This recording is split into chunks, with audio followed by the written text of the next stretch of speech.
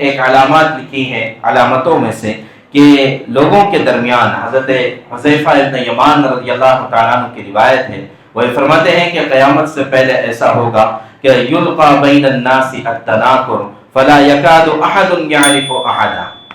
فرماتے ہیں کہ لوگوں کے درمیان آپس میں نفرتیں پیدا ہو جائے گی، ایک دوسرے کے لیے بغض اور عداوتیں آ جائے گی، اور دلوں میں اتنی نفرتیں ہوں گی کہ ہر آدمی جو ہے اپنے آپ دوسروں سے، ہر آدمی دوسروں سے کٹ جائے گا اور اپنے آپ کے لیے جینے والا بنے گا، اپنے آپ کے لیے زندگی گزارنے والا بنے گا، یعنی مطلب کی زندگی گزارے گا، جہاں جس سے فائدہ ہوگا بس اس سے تعلقات رکھے گا، اور جس سے فائدہ نہیں ہوگا اس کے بارے میں بغض اور عداوتیں ہوں گی۔ تو یہ بھی علامتوں میں سے ایک علامت یہ لکھی گئی ہے۔ اسی طرح جو ہے زلزلوں سے متعلق ایک چیز یہ بھی ملتی ہے کہ دنیا کا جو کائناتی نظام ہے یہ کہیں نہ کہیں متاثر ہوگا، جیسے سورج کا قیامت سے پہلے بالکل قریب آ جانا یہ گرمی کو بڑھا دے گا، موسم کے نظام کو اتھل پتھل کر دے گا۔ وہیں پر ایک چیز یہ بھی بتائی ہے کہ بارشیں بہت زیادہ ہوں گی لیکن اناج نہیں اگے گا، بارش بہت زیادہ ہوگی لیکن اناج نہیں اگے گا۔ تو آپ اس کو محسوس کیا جا سکتا ہے کہ چند سالوں سے یہ مسئلہ چل رہا ہے کہ بارش اتنی ہو رہی ہے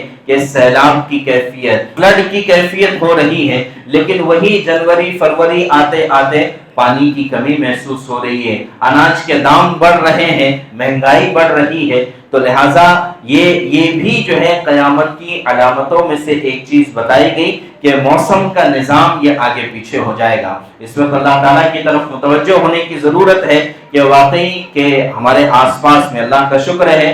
کہ جو ہے ہمارے علاقے کو اللہ نے ایسا بنایا ہے جغرافیائی اعتبار سے کہ یہاں پر تو پانی ٹھہرتا نہیں ہے، پانی نکل جاتا ہے، لیکن آس پاس میں آپ نظر دوڑا کر دیکھیں کہ چند دنوں سے اتنی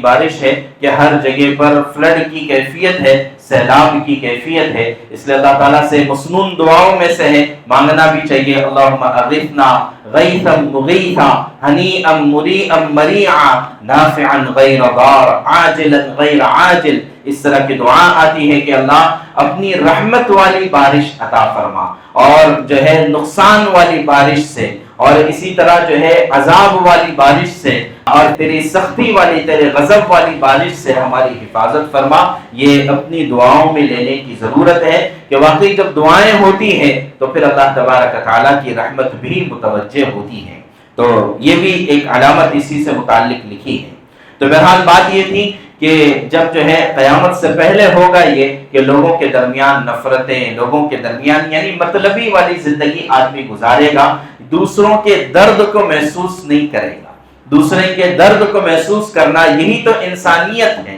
اسی کام کے لیے تو انسان کو بھیجا گیا ہے، اور اسی کام کے لیے تو انسان کو پیدا کیا گیا کہ یہ درد دل رکھتا ہے اپنے اندر، یہ دوسروں کی فکر کرتا ہے، دوسروں کی خدمت کرتا ہے۔ اسی لیے تو انسان انسیت سے ہے، ایک دوسرے سے محبت کرتا ہے، انسیت کرتا ہے، یہ انسان ہے۔ ورنہ کسی نے کہا ہے کہ درد دل کے واسطے ہی پیدا کیا انسان کو، ورنہ طاعت کے لیے کچھ کم نہ تھے کرو بیاں، کہ فرشتے پہلے سے عبادت کرنے والے تھے، تو عبادت کرنے والی مخلوق کے ہوتے ہوئے ایک اور انسان مخلوق کو عبادت کے لیے تو اللہ نے نہیں پیدا کیا، بلکہ درد دل کے واسطے پیدا کیا ہے۔ اسی طرح بعض علماء نے اس کا مطلب یہ بھی لکھا ہے کہ جو ہے دلوں میں نفرتوں کا پیدا ہو جانے سے مراد ہے دلوں میں زلزلے کا آ جانا، یعنی دل جو ہے یہ حق بات کی طرف متوجہ نہیں ہوں گے، سختیاں دلوں میں آ جائیں گی کہ اتنی سختی ہوگی کہ آدمی برائی کو برائی نہیں سمجھے گا